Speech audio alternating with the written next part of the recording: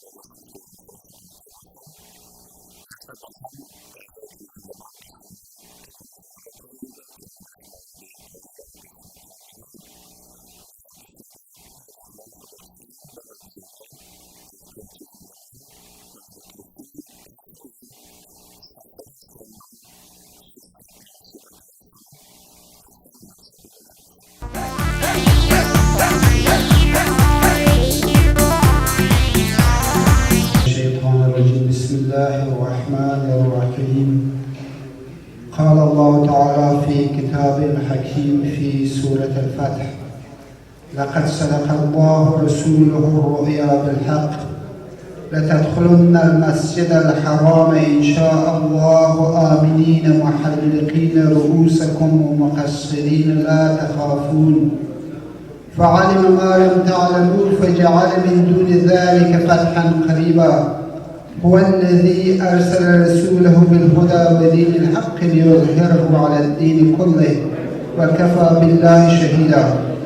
محمد رسول الله والذين معه أشداء على الكفار رحماء بينهم تراهم ركعا سجدا يبتغون فضلا من الله ورضوانا سيماهم في وجوههم من أثر السجود ذلك مثلهم في التوراة ومثلهم في الإنجيل كزرع أخرج شطأه فآزره فاستوى على سوقه يعجب الزراع ليغيظ بهم الكفار. وعد الله الذين آمنوا وعملوا الصالحات منهم مغفرة وأجرا عظيما. اللهم صل على سيدنا ونبينا مولانا محمد وعلى آله وأصحابه أجمعين برحمتك يا أرحم الراحمين. برادران و خواهران بسیار عزیز، آیتی که خدمت شما قرائت شد از سوره فتح است. آخرین آیتی که از سوره فتح است.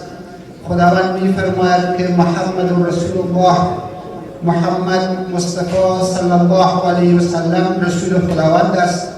والذین معه، آن کسانی که با او بودند و با او هستند، اشداء علی الکفار، آنها بسیار سخیر هستند در مقابل مشرکین و غیر مسلمین. رحماء بینهم، آنها با رحم هستند در بینشان. تراهم رکعا سجدا، آنها را میبینی که در حال رکوع و سجود هستند، در درگاه خالق متعال نیاز میکنند. یبتغون فضلا من الله و رضوانا، و آنها طلب میکنند از خداوند فضلش را و رضوان و رضایت خداوند را. سیماهم فی وجوههم من اثر السجود، وقتی که روحایشان را تو میبینی که اثر سجده در روحایشان هست. ذلك مثلهم فی التوراة و مثلهم فی الانجیل، همین مثلی که برای شما ذکر شد، این مثالهایش در تورات و در انجیل هم ذکر شده. این تمثیل میکند خداوند بزرگ که زرع اخرج شطأه، یعنی مفهومش است که مانند است که یک دانه را شما زمانی که در زمین میکارید آن جوانه میزند و بعدا ساقه پیدا میکند و بعدا کلان می شود و درخت می شود و می سازد و در آن حالت می بینید که اشخاصی که با فهم و درایت هستند آنها تعجب می کنند که از یک دانه چه قسم خداوند بزرگ این قسم یک درخت و یک میوه را آفریده است و بعدا باعث تعجب کسایی که قدرت خداوند را می بینند می گردد و در آخر می فرماید که خداوند برای کسایی که عمل نیکو انجام می دهند برایشان وعده کرده است. وعده چی؟ وعده مغفرت و اجر عظیم و اجر بزرگی است.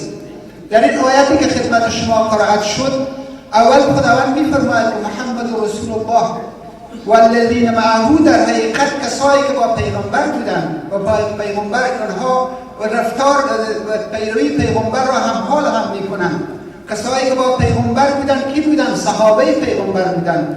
کسایی بودند که در همه حالات به حضور پیغمبر حاضر بودند، اصحابشان است.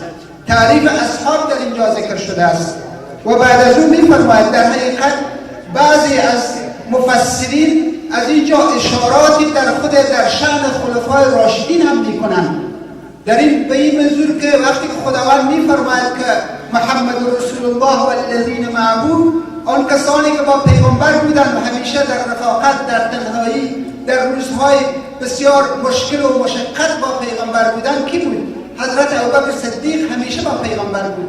این در اشاره است در خود منقبت حضرت ابوبکر صدیق رضی الله تعالی عنه است و در جمله دوم که خداوند می‌فرماید که اشداء علی الکفار آن کسایی که در مقابل مشرکین مکه بسیار با شدت بودند و همیشه از پیغمبر مدافعت می‌کردند در حقیقت توصیف است اشاره است بر وصف خلیفه دوم مسلمین حضرت عمر بن الخطاب رضی الله تعالی عنه است و بعدا خداوند می‌فرماید که رحما بینهم آنها با همدیگر رحم و الفت داشتند و حلم داشتند. این در شأن حضرت عثمان رضی الله تعالی عنه است که خلیفه سوم اسلام است و بعدا خداوند می‌فرماید که تقاموا رکعا سجدا یبتغون فضلا من الله و رضوانا ایشان را می‌بینی که آنها در حال رکوع و سجود هستند، یعنی همیشه نماز می‌خوانند و در درگاه خداوند نیاز می‌کنند و خود به تواضع رفتار می‌کنند. این در شأن حضرت علی بن ابی طالب کرم الله وجهه و رضی الله عنه که خلیفه چهارم مسلمین است و در اینجا اشاراتی در خود مفسرین میگویند که در حقیقت یک اشاره هم هست برای چهار خلیفه‌ای که بعد از پیغمبر خدا صلی الله علیه وسلم آنها جانشین شدند و در حقیقت خلافت همان 30 سال بوده است و بعدا می‌فهمید که مشکلاتی در آنجا ایجاد می‌شود. و هفته گذشته البته 2 هفته قبل ما درباره منقبت و فضائل حضرت ابوبکر صدیق رضی الله تعالی عنه با شما صحبت کردیم، اما امروز به طور روان و به طور بسیار خلاصه درباره حضرت عمر بن الخطاب رضی الله تعالی عنه که عبارت از خلیفه دوم مسلمین است درباره از او صحبت داریم، درباره فضایل داریم. زمانی که ما و شما کتاب‌های حدیث را مطالعه می‌کنیم در آخرین قسمت‌های تمام کتاب حدیث یک باب است یا کتاب است به نام کتاب فضائل الصحابه، یعنی کتاب است که درباره فضیلت‌های صحابه در آنجا ذکر شده است و هر یک از اصحاب ناموار ذکر شده. حضرت ابوبکر صدیق فضائلش که فرموده های پیغمبر که دربارش گفته شده او را ذکر کرده در احادیث زیادی. حضرت عمر همچنین و حضرت عثمان و حضرت علی بن ابی طالب و باقی صحابه همچنین به صورت ناموار ذکر شده، لیستشان بسیار زیاد است. در اینجا طوری که خود کتب حدیث اینا ذکر میکنن میبینیم که درباره حضرت عمر بن الخطاب رضی الله تعالی عنه خلیفه دوم مسلمین، آن خلیفه‌ای که در زمانش فتوحات بسیار زیاد رخ داد و 2 قدرت بزرگ امپراتوری شرق و غرب که عبارت از فارس بود و روم بود اونها سقوط کرد و الحمدلله با توفیق خداوند و با جهد و جهاد خود حضرت عمر بن الخطاب رضی الله عنه ما و شما مسلمانی رو آوردیم. اگر نه همون فارس همون مجوسی بود و همون عقاید باطله را هم بعد از اونها پیروی می‌کردند و الحمدلله که به برکت آن شاگردان پیغمبر که برایشان توصیه کرده بود این سرزمین‌ها فتح شد و امروز اسلام تا سرزمین‌های های شرق اقصا اندونزیا و فیلیپین هم و بس کل دنیا را عالمگیر گرفته است.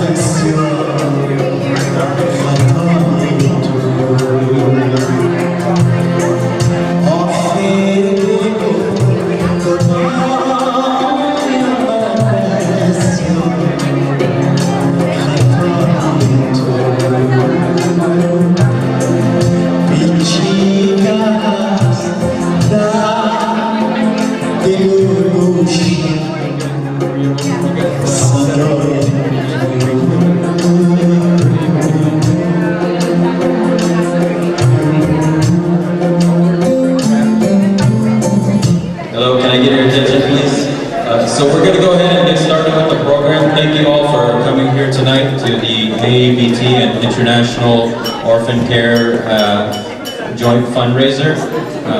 My name is Masood Zadari. I just wanted to take a few minutes here and thank you all for coming in tonight to join us and for your support and for all of your encouragement in the work that AEBT and International Orphan Care has done. Usually the way these types of events go, the speaker will come up and ask everyone to support and why it's important to support and why it's really important that we all contribute and help the people in Afghanistan. But I don't think with the audience that we have here today that that's really necessary. All of you guys have been supporting Afghanistan. You're concerned about the situation there. You guys read about it all the time. You guys all know what's going on there, and I'm sure everyone here has their own ideas about the situation and what needs to happen. A lot of the conversations that we tend to sometimes have when it comes to Afghanistan, we're always talking about the really big ideas about corruption, the neighbors who are always seem to be against us and not cooperating with us, the international problems. But the thing we should all think about is we really can't do anything about the really big problems in Afghanistan. You're not. We're a small community here. We're not going to be able to fight corruption in Afghanistan. We're not going to be able to end the violence in Afghanistan. But the things that we can do is support schools, we can support children, we can support organizations like International Orphan Care and Afghan Education for Better Tomorrow. And I wanted to thank all of you for doing that here today. I'm going to introduce Mr. Ghulam Fada, who is the chairman of Afghan Education for Better Tomorrow.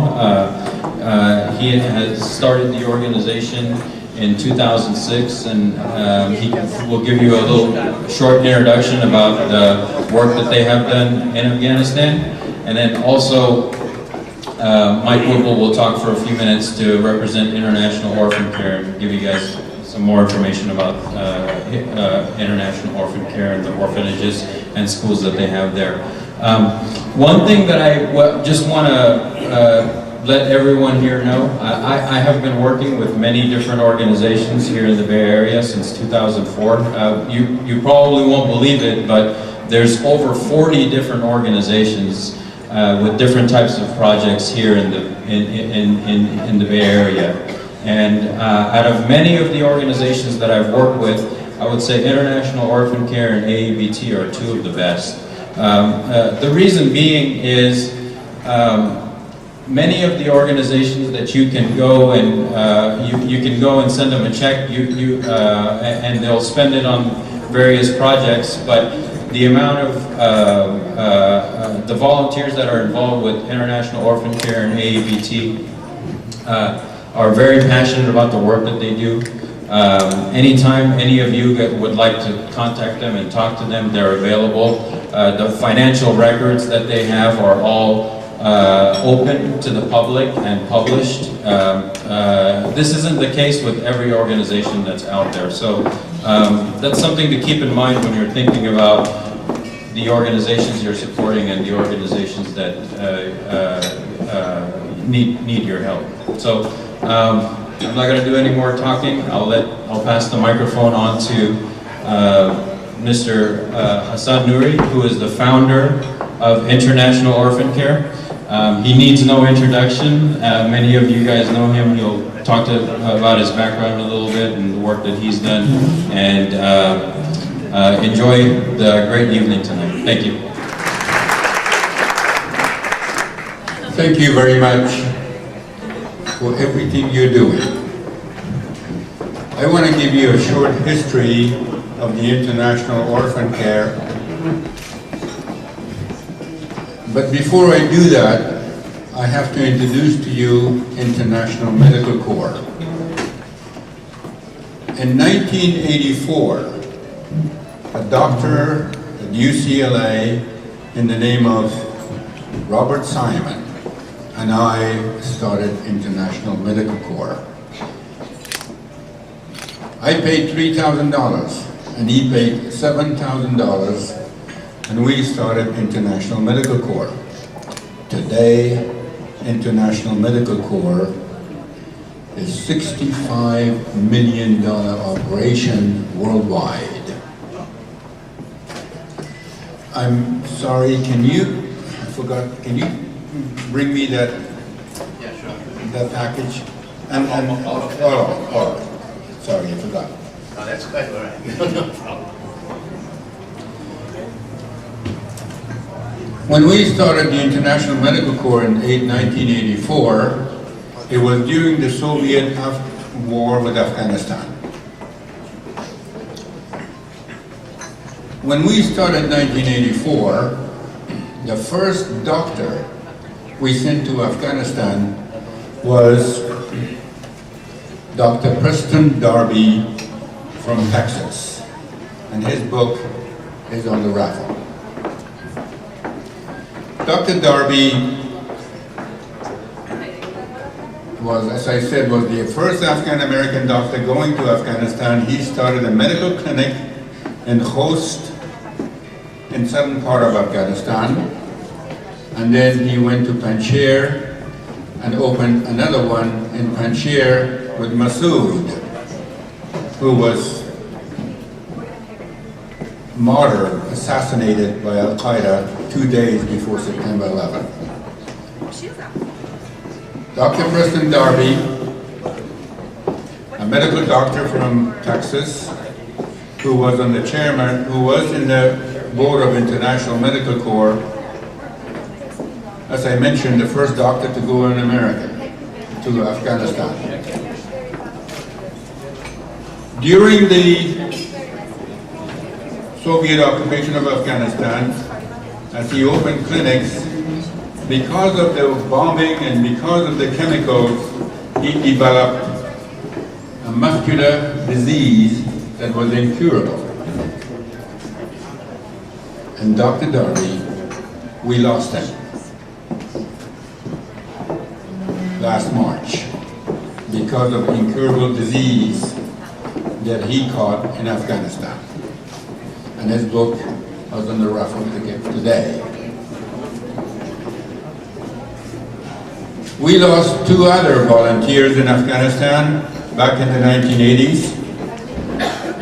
Charles Thornton, who was ambushed by the Soviet helicopter gunships in the deserts of Kandahar.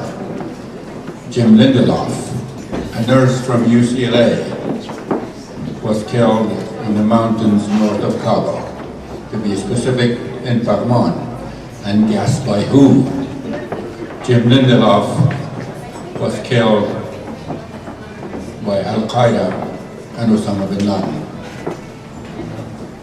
That was the International Medical Corps. Again, we're talking about 1980s. In 1987, we had 51 medical clinics in Afghanistan with volunteer American doctors and nurses and Afghan medics. It was 1987 when our clinic in the Logar province in Afghanistan, the medics in that clinics, they saw that the next valley is being bombed by Soviet helicopters and by the Soviet airplanes. So they decided to go and see how they can help the next valley. They climbed over the mountain, and the next day they went to the next valley, the medics, and they found that out of 100 Afghan women, children, and men who were fleeing Afghanistan to Pakistan, they found 3 survivors. An old man who could not speak, speechless. A 3-year-old child and a 1-year-old baby. When they found the survivors, the 3-year-old child was feeding the 1-year-old baby through the breast of the dead mother.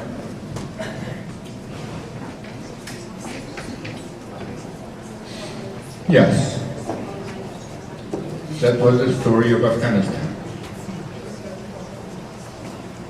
In 1988,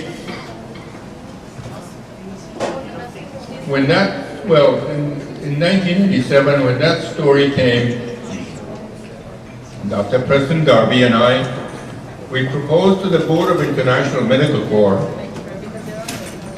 that as a sister operation, we start international orphan care.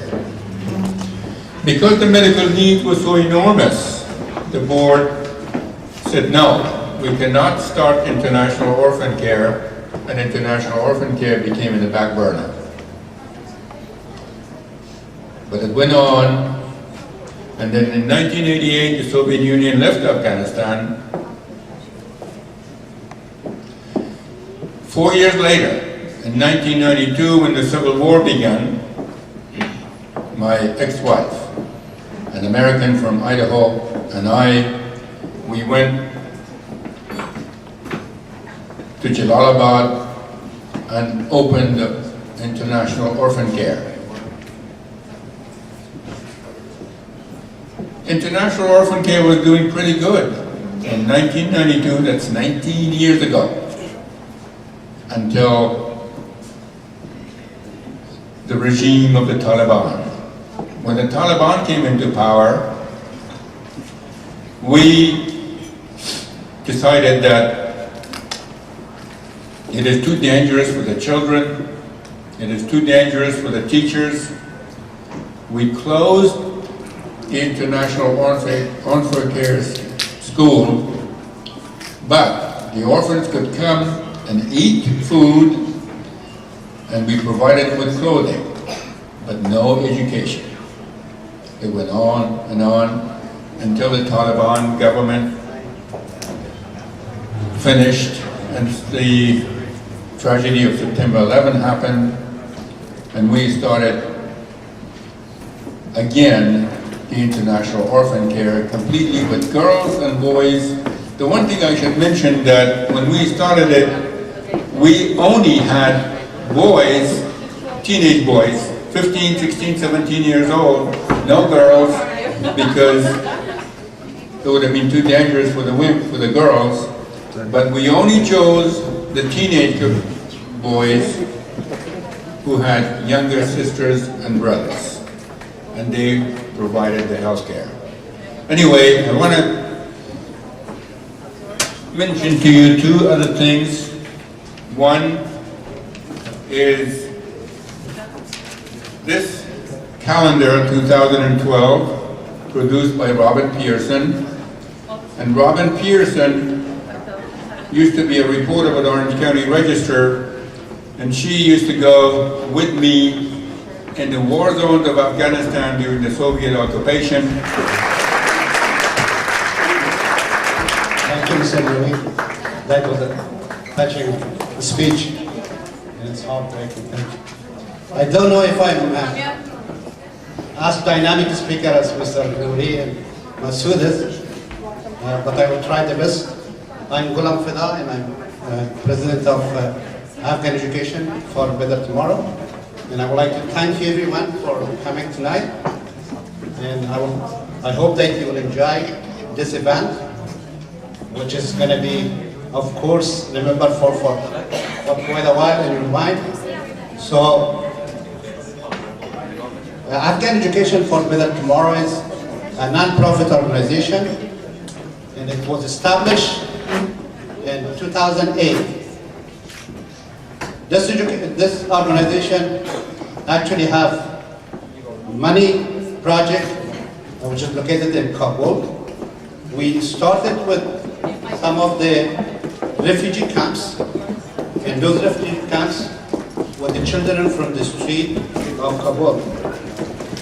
I cannot talk about how the condition of these people are, but we do have another person who just visited Kabul and probably will speak the same way as Mr. Nouri did and share her idea with you. Before she comes here and talk about that, I would like to thank for those people actually that has been instrumental to organize this event. I would like to start with Anusha. Who's Anusha? Anusha has been very active and very organized to prepare this event. Thank you very much, Anusha. Please give her a hand.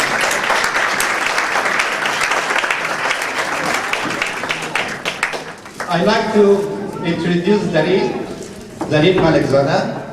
She has been very active. She's from Afghan Education for Better Tomorrow. And she has been very busy for the last 2 weeks, going from one shop to the other shop to collect cookies for event. Thank you very much. And of course, the person that Afghan Education for Better Tomorrow cannot survive with her is Sylvia Dickerson.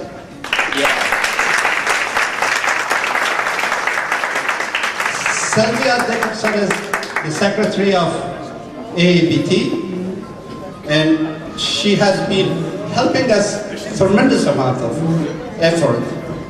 And besides that, actually she adopted the culture of Afghani culture, and we found out that when she came in late in our conference meetings. So that means that she's actually adapting the culture of Afghani very much. Sylvia?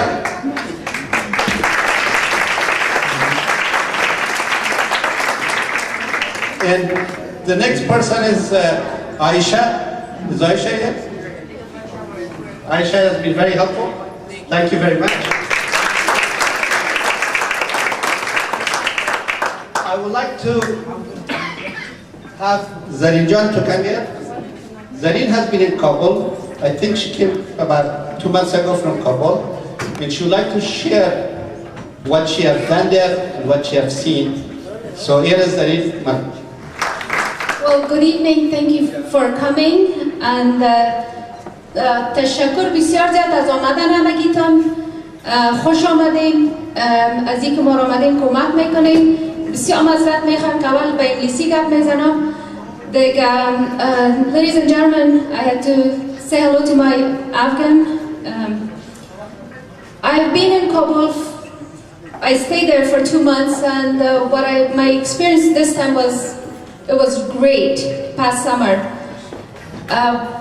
we came back with excellent results.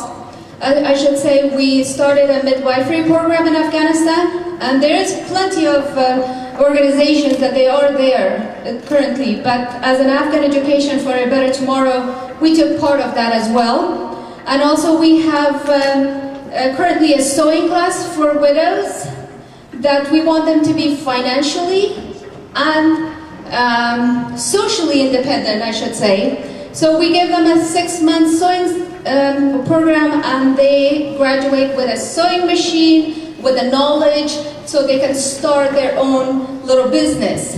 And the reason we pick sewing, because they can do it in their own homes as well, or they can open a small shop. And also, we have a computer literacy program. And we developed that for the young ladies that they cannot afford to go to the programs that is available to pay. So we take them out under our wing, and we teach them basic office skills. So they're able to go and function and work. And to be honest with you, for those that has been in Kabul, everything is computerized. I mean, my kids, we all had our laptops, and everywhere you go is wireless.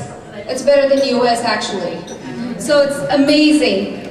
And other great program that we have is calligraphy for young children, and also we adopted an adoption program as well. And I've been to many IDP camps where there are those as refugees, Afghan refugees in Kabul, that they are right outside of Kabul, about 20 minutes from Kabul city. And we go to those two camps and bring the children to our school with a promise, a guarantee from that area that the children will not go beg for food. They're attending school, and we have great result. Every month that they come and they collect the money, They are, and we have our manager, I should say, inspect them for hygiene and also their progress report to make sure that they are attending school. And if they don't look clean and there's a questionable, trust me, my manager, he calls the parents and asks them, what's going on? How come this child is not doing good, or what happened? So we have great success from that. And so it was quite positive this time that I went. Last year, not so much, but we had great programs. Of course, we never gave up. But this year, when I spent 2 months, it was the best 2 months of my life, I should say. If people tell me, what do you do in Kabul? I said, I'm so busy, I don't have time. And also with the German friends from Germany, and Mrs. Alam, Fauzi Alam, many donors, they gave us money, and we went outside of Kabul, about an hour and a half, dig water wells for the schools. Within Kabul, there's no water actually for the young children. So with the help of friends and family, there's many water wells that was built through Suhulat and Afghan Education for a Better Tomorrow. So that's what my experience, and that's Kabul, and I hope to go back again. And that's my dream, to spend more time and develop more programs with everybody's help, with everybody's support.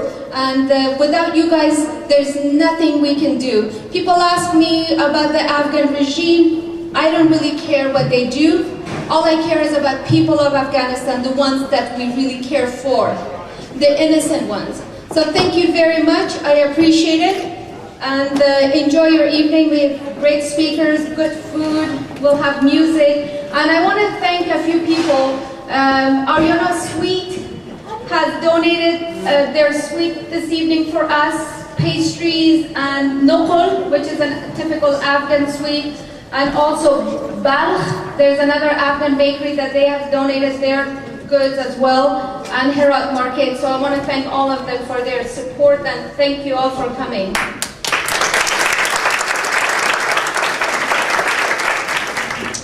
Hi everyone, my name is Faisal.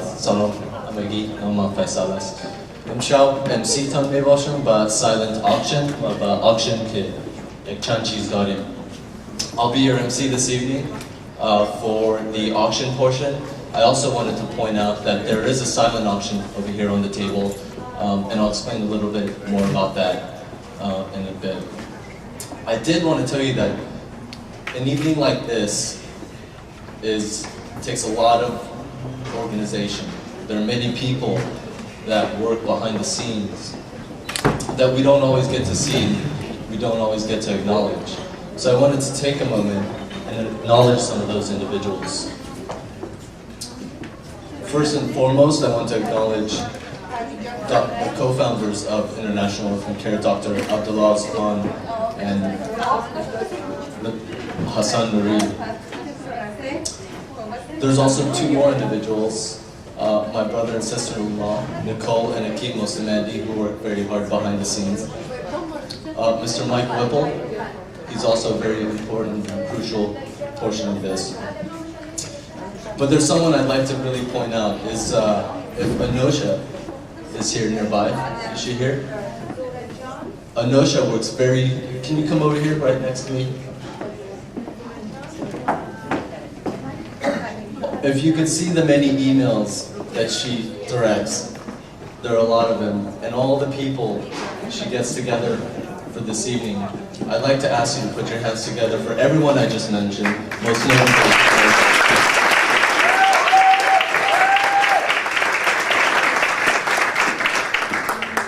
And I didn't want to, of course, miss some of the individuals who donate their money and their in-kind gifts, like Sylvia Dickinson. So I think a round of applause. Before we continue with or go on to the auction, I did want to point out in the back corner, there's books and you can meet the authors. One is by Fariba Nawal called Opium Nation. And I'm sure you'll get to meet Ms. Nawal. And another one, if you are Afghan, you'll remember this story. Bazak Chini. I remember my father used to tell me this story when I was a child. So Asma Salehi has written this book, and I hope you'll go back and look at it and kind of go through some of the wonderful pictures that are inside of it.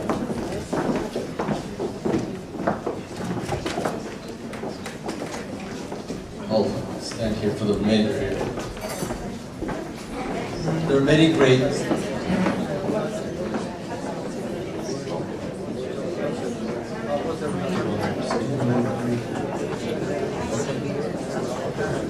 So we'll change one piece of it.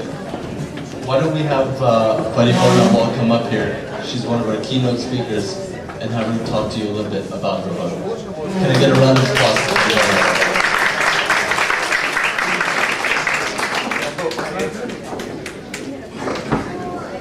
سلام، شب خیلی خوش آمدید. فکر کنم اکثر کسایی که اینجا هستن افغان هستن و میخواستم در فارسی شروع کنم. دیگه تشکر برای معرفی کردن منتها نگفتن که من کیستم. خودم معرفی میکنم. Good evening everyone. Welcome. And my name is Fariba Nawal. I'm an Afghan-American journalist and the author of Opium Nation, Child Brides, Drug Lords, and One Woman's Journey Through Afghanistan. I spent 5 years living in Afghanistan from 2002 to 2007, at which point I returned because it was no longer safe for me to stay there. I traveled from province to province covering the impact of the drug trade on Afghans. Most of the news you hear about are poppy fields and farmers, but I actually got to meet children who were impacted by it. I went from Badakhshan to Helmand to Herat to Tahar to find out what this means. I didn't stay in Kabul because that's where all the foreigners go. As a journalist, you're supposed to go to the front line, and I did go to Helmand province and I got to see what it does to kids and what it does to adults, including women. The book is focused on women specifically, but not just women, because in order to write about women in Afghanistan, you also have to write about the men, as many of the people here know. They're part of a family. What I want to talk about is some of the characters that I met. This is a non-fiction book. It's everything in it is true. It was my experience, and it took 7 years to research and write, and it came out in November. So one of the characters, the person who encouraged me, who inspired me to write this story, I call her Darya. All the names have been changed for obvious reasons. I interviewed drug dealers, corrupt government officials, and young children who were involved in this, and women, so nobody wanted their name published. The only names that are real names are people who are in the government, who I felt they had no reason for me to change their names. They should be brought to justice. So one of the girls I met, I called her an opium bride. And the reason I say that is because she was sold to a man who was 34 years old. Those are the things that they like in Afghanistan when they wed you. Her father was in debt. He was a middleman in the opium trade, and he couldn't afford to pay off his debt, so he sold 2 of his daughters. He was from Herat, where I'm from, and he sold his daughters to Helmand province. When I'm talking about the drug trade, it's the biggest business, one of the biggest businesses in the world. It's a multi-billion dollar, $65 billion worldwide, $4 billion inside Afghanistan. It is 60% of the country's economy right now. It affects almost everyone. People who don't even know they're impacted by it are impacted by it. So this young man that I'm talking about, he sold these 2 of his daughters because he didn't have anything else to give. And it's becoming more and more and more of a common problem. There's a movie out right now by Frontline called Opium Brides, and it's the current version of my book. I didn't have anything to do with it, but I recommend it for those of you who are interested in the topic. The reason I want to talk to you about this girl is because she's the kind of people that I think this money is going to, what you're doing tonight. I went looking for a story in this place called Oryang, where Darya's from. And there I met her, and she was a student. She was able to go to school after so long because the Taliban had been there and she couldn't go to school. So she wanted to go to school. She wanted to be a child. At 12 years old here, kids, all they want to do is have fun. And kids in Afghanistan aren't that much different with what they want. Unfortunately, they're not given that opportunity. At 12, they're already becoming mothers and wives. For the girls and for the boys, they have to take care of their families in a lot of ways because they have to get employment. Daria did something that few other girls do. She asked me for help. She said, I don't want to go with this man. I would like to present appreciation of award to Fariba Nawal for a fabulous speech. I would like to ask Mike to join me.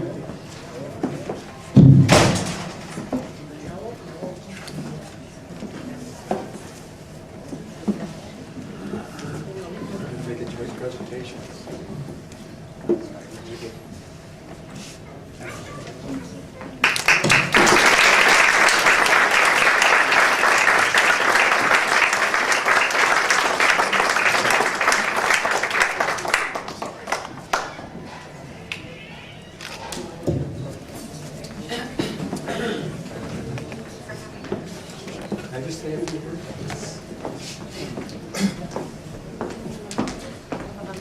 I became involved with Afghanistan in 2000 when I was a member of the Rotary Club, and we had an Afghan American member who introduced me to Afghanistan, to Hassan Nuri and many, many others. And for me, it was quite an enlightening experience. And in 2003, I had the opportunity to go to Afghanistan and see what was happening there. I've been back several times. I was last in Afghanistan in October. And yes, we have lots of problems in Afghanistan, but I can say there's also been much improvement and many good things happening.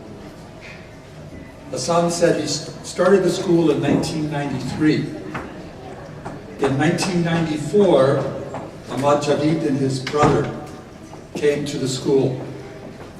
And we're fortunate tonight to have Javid John here to speak to you about his experience going to a school as a young man. Please come forward.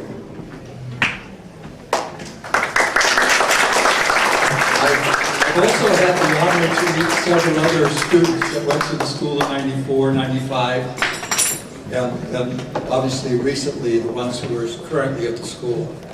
But what I want you to know is that despite all the problems, despite all the hardship, the young people of Afghanistan are motivated to succeed. They want to see a better future. When you talk to them, they tell terrible stories about their life, about the hardship they suffered. But they always say, I want to be a teacher, I want to be a doctor, I want to be an engineer, I want to help the poor people of Afghanistan to have a better life.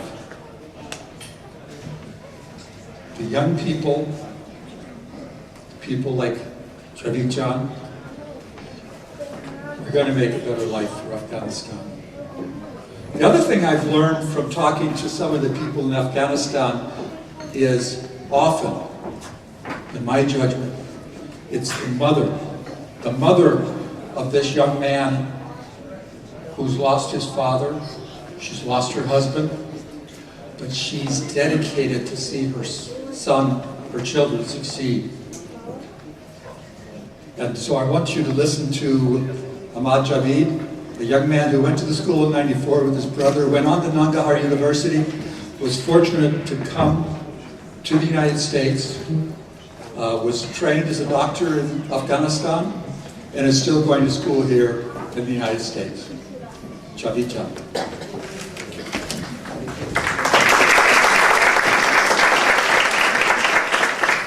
سلام علیکم. اسم جاوید است. یکی از شاگردان مکتب آیوسی در ولایت ننگرهار بودم. میخوایم درباره مکتب آیوسی نگران بر شما گپ بزنم. 3 دهه جنگ تمام افغانستان را ویران نمود که در قدم اول اطفال و نوجوانان کشور بی‌سواد و بی‌سرنوشت بودند.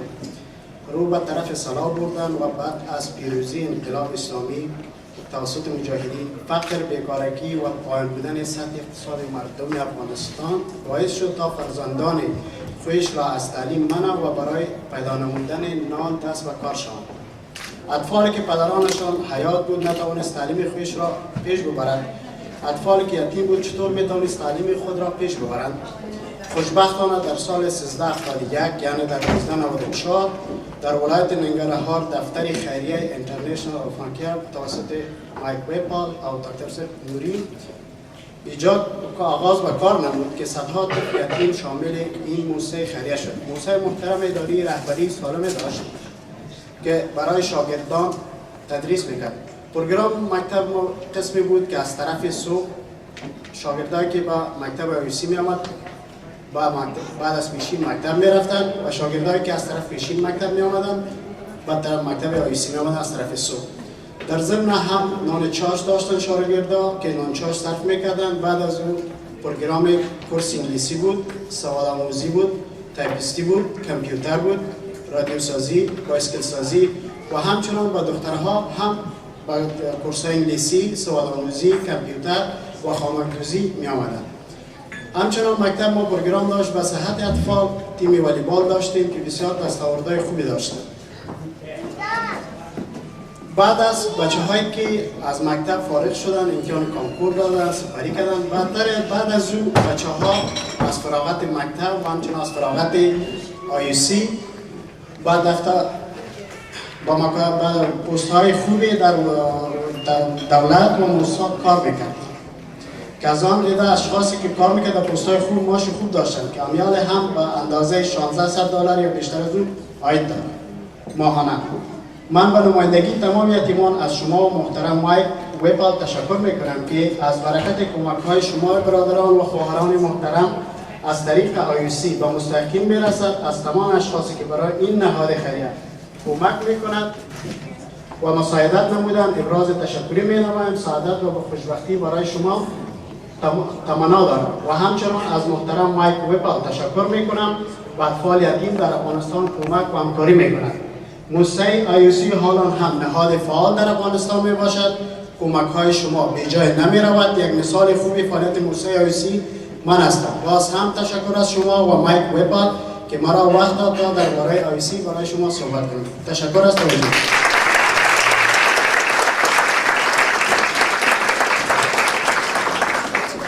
I know everyone wants to hear my fantastic voice for another hour or two, but out of consideration for everybody, I think we should all eat.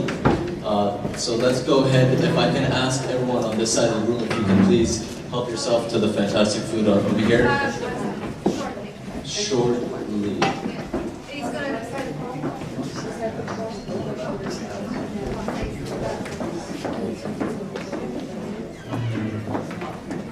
Slight change of plans.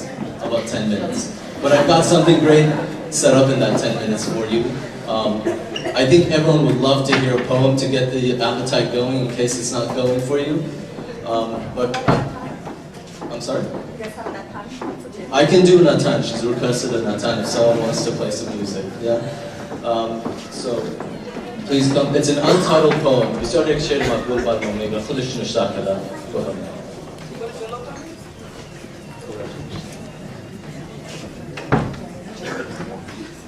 I've written this song and I dedicate it to all of the orphans in Afghanistan who have lost their parents. من این شعر نوشتم برای همه بچه‌های یتیم افغانستان. من کودکی افغانیم، من کودکی افغانیم، در راه حق فداییم، ورد زبان من افغان. صبح که از خواب پا میشم میشویم دست فروی خود، شانه میزنم به موی خود، تعظیم میکنم به مادرم، به پدرم، دعا با مناجات میخوانم، از همه بهتر میخوانم. من کودک افغانیم، من کودک افغانیم، من کودک افغانیم. متشکرم.